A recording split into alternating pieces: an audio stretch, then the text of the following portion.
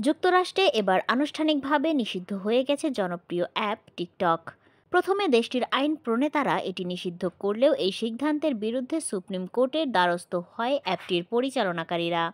তবে আদালত সর্বসম্মতিক্রমে নিষিদ্ধের পক্ষে রায় দিল এবার। গত বছরের এপ্রিলে টিকটক নিষিদ্ধ করার জন্য একটি আইন পাশ করেন মার্কিন আইন প্রণেতারা। এতে টিকটকে শর্ত দেওয়া হয়েছিল চীনের প্যারেন্ট কোম্পানির সঙ্গে তাদের সম্পর্ক ছিন্ন করতে হবে। বিষয়টিকে জাতীয় নিরাপত্তার জন্য হুমকি হিসেবে অভিহিত করে তারা সিদ্ধান্ত নেন 2025 সালের 19 জানুয়ারি থেকে নিষিদ্ধ হবে অ্যাপটি।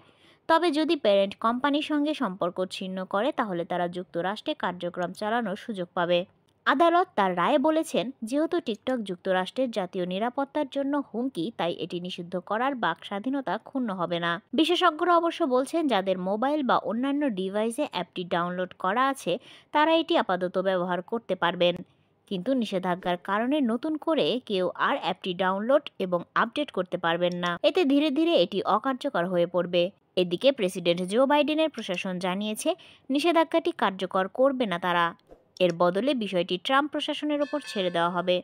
উল্লেখ্য, 170 মিলিয়ন টিকটক ব্যবহারকারী রয়েছেন যুক্তরাষ্ট্রে।